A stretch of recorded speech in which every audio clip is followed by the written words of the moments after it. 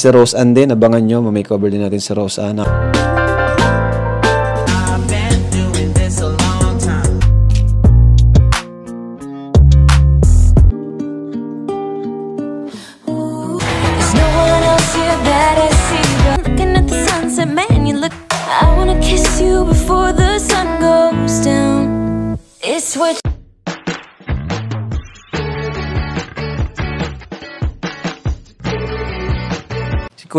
Si Kuya Jens, ano yan, reactor natin yan.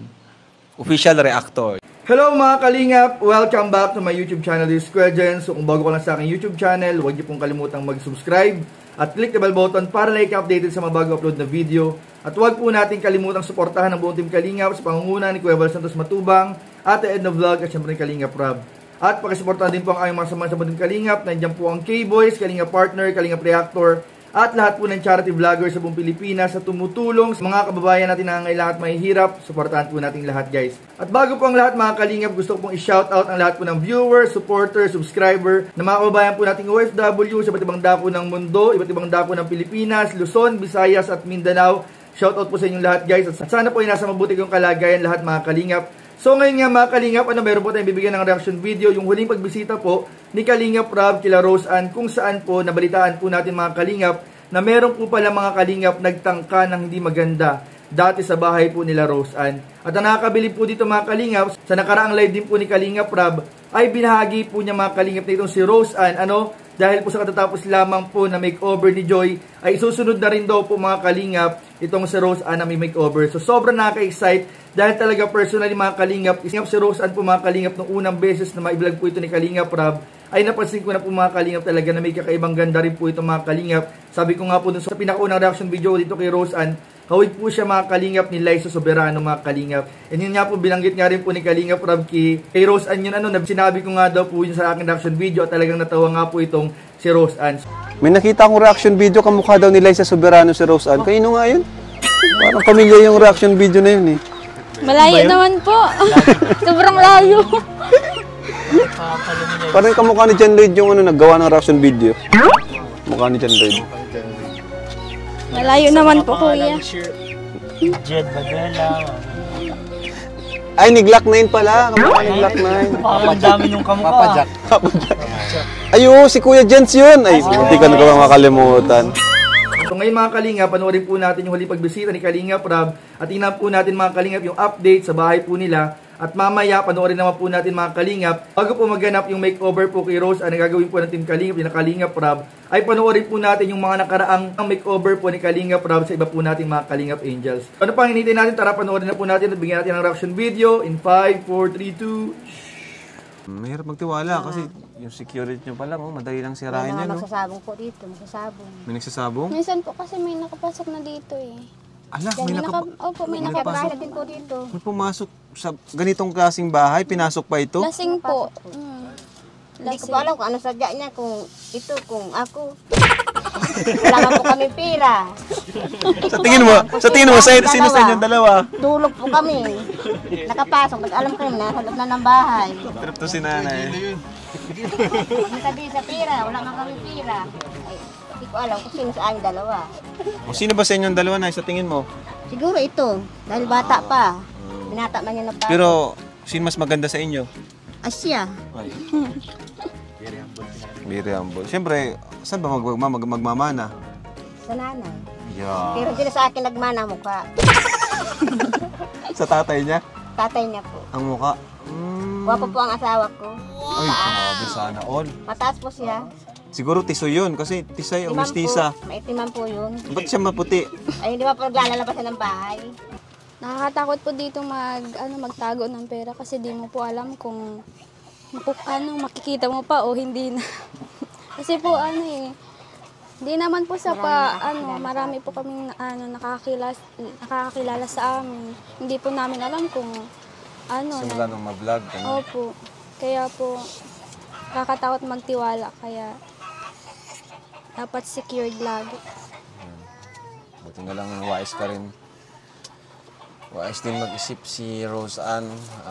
Advance mag-isip. So ayun mga kalingap, napanood po natin yung huling pagbisita po ng K-Boy, sila Kalingap Rob, kila Rose Ann, at doon po sa kanyang nanay, kung saan po mga kalingap nalaman po natin na meron po palang mga insidente na pinasok po ang mismong bahay po nila Rose Ann ng isang lasing na lalaki. So yun nga po so alam po nila Rose Ann at kanyang nanay na hindi po ganoon ka-secured yung kanilang tahanan. Kaya po minabuti po ni Rose Ann at ang kanyang nanay na ipagkatiwala yung mga perang natanggap nila galing sa Team Kalingap kila Kalingap Rob, which is sobrang ganda po mga Kalingap. Ang ganda po ng idea na ganun, para sa gayon mga Kalingap, kukunin lang po nila yung pera pagkakailanganin po nila ito. At doon po mas masisigurado po nila na secure at safe po yung kanilang pera, dahil po doon sa sitwasyon po ng bahay po nila Rose Ann, na alam naman po natin na madali pong mapasok kasi po yung gawa lang po sa tabla, sa kahoy at sa pawid mga Kalingap. Natulad po nung bahay po nila Dara na sobrang dali lang po mga Kalingap papasok. At sabi nga po nila dahil kilala na po sila doon sa lugar at alam po na binavlog sila at alam po na may mga tumutulong, ay delikado po yung paglalagay po ng mga mamahaling gamit, lalong-lalo na po ng pera doon po sa loob ng kanilang bahay. Kaya minabuti po ng magnanay po mga Kalingap na ipagkatiwala po yung pera sa pangalaga po ni Kalingap Rob. Sobrang ganda po mga Kalingap and very advanced talaga. At talaga makikita po natin na matalinong mag-isip po mga Kalingap itong si Rose Ann. At yun nga po mga Kalingap, nakakatawa nga lang po mga Kalingap dahil po komedyante rin po pala itong nanay ni Rose Ann, dahil nakita po natin mga Kalingap, nung may pumasok daw po mga Kalingap sa bahay po nila, ay hindi daw po niya alam kung yung anak niya o siya po ang pakay po nung pumasok. So pabiro lang po mga Kalingap yung nanay niya, pero may kita po natin na kahit papaano, kahit simple lang ang buhay po ng magnanay, ay meron pa rin pong parte ng pagiging komedyante po yung dalawa. So yun lamang po mga Kalingap, talaga nakakabilib at talagang kaabang-abang ang mga iba pang istorya at kaganapan sa buhay po nila Rose Ann. So patuloy po natin tutukan ang mga vlog po ni Kalingap Rob dito po kay Rose Ann, at lalong-lalo na po yung sinabi ni Kalingap Rob na i-makeover din daw po itong sa Rose Ann mga Kalingap. At ngayon mga Kalingap, bago po tayo magtapos, panoorin po natin mga Kalingap yung mga makeover po sa mga nakaraan nating Kalingap Angels po, dahil sigurado po susunod na po dito mga Kalingap itong inaabangan po natin na si Rose Ann, ang mistisang walis vendor. So yan lamang po mga Kalingap, at pagkatapos po nito, huwag po muna kayong aalis dahil flash po, papakita po natin yung mga makeover po sa iba natin mga Kalingap Angels. So yun lamang po, don't forget to like, comment, share, and subscribe to this video. Maraming po salamat. God bless. Bye-bye.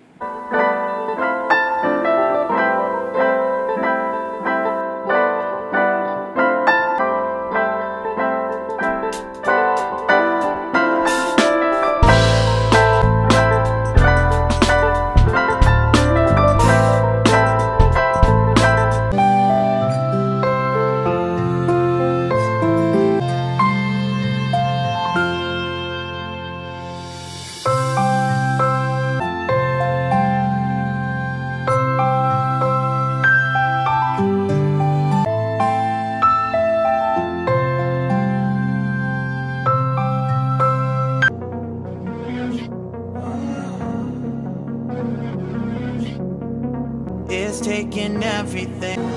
I'm gonna lose it. I'm like, oh shit, lose it. I'm not gonna lose this. It's like, I don't care, I'm not gonna lose it. I'm not gonna lose back because I mean it when I say it. But if I'm gone,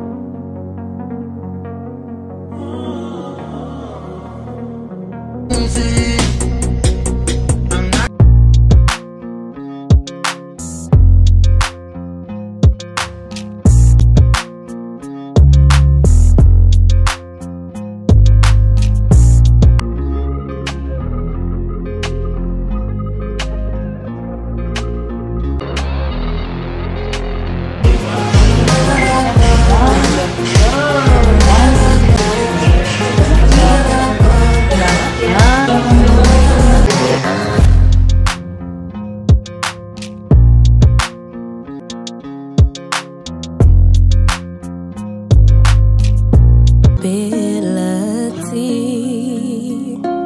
Break after break, each piece of my heart, love.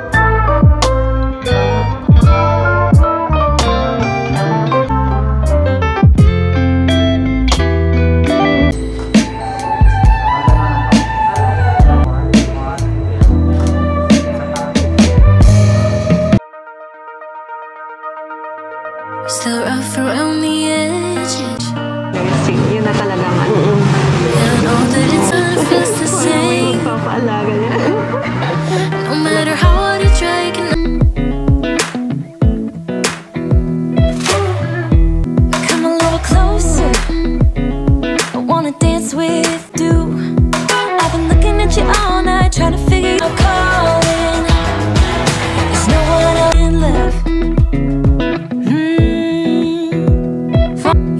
wheels